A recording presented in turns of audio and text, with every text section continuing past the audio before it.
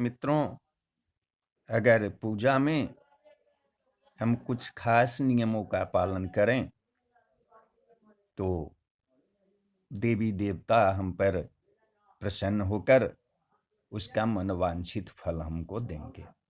पूजा पाठ में कुछ बात का ध्यान रखना जरूरी होता है।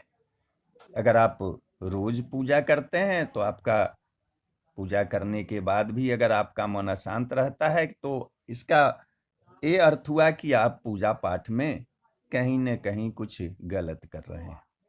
मन की शांति और जिस भी मनोकामना से पूजा की जा रही है, इसकी पूर्ति के लिए पूरे विधि विधान से पूजा करना जरूरी होता है। तो आइए, पूजा करने के दौरान हमें किन किन बातों का ध्यान रखना चाहिए, इसके बारे में हम आपको बता रहे हैं।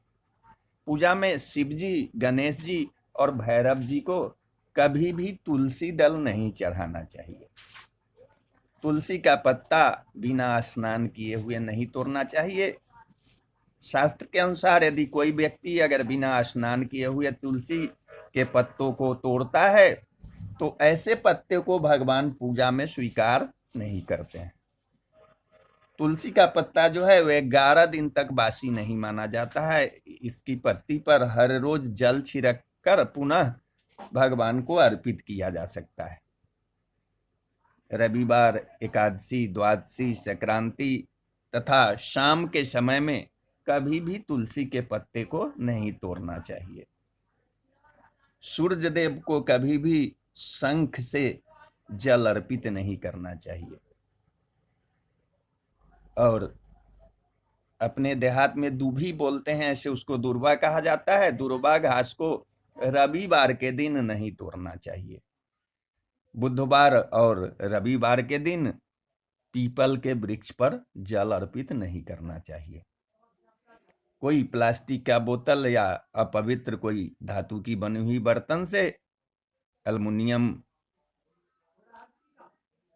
का हो, इस सब में गंगा जल नहीं रखना चाहिए। गंगा जल रखने के लिए सबसे अच्छा होता है कि तांबे के बर्तन में गंगा जल रखना शुभ माना जाता है।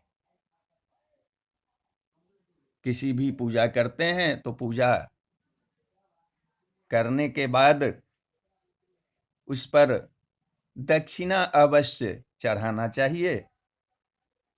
और माँ लक्ष्मी की अगर पूजा कर रहे हैं तो उनका विशेष फूल होता है कमल।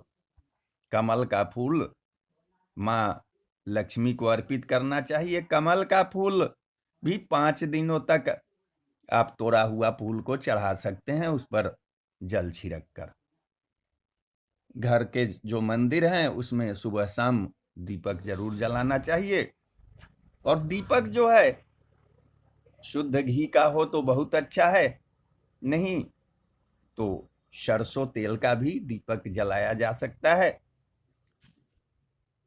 गणेश जी, दुर्गा जी, भगवान भोलेनाथ और विष्णु, ये पंचदेव कहे जाते हैं। इनकी पूजा सभी कार्यों में अनिवार्य रूप से करना चाहिए। प्रतिदिन पूजन करते समय पंचदेव का ध्यान जरूर करना चाहिए। इससे लक्ष्मी की कृपा और समृद्धि प्राप्त होती है। अगर पूजा पाठ में इन बातों का अगर हम लोग ध्यान रखें तो भगवान बहुत जल्दी प्रसन्न होके हमें धन्य धन और आरोग्यता प्रदान करेंगे। तो बोलिए जय श्री राम, जय श्री।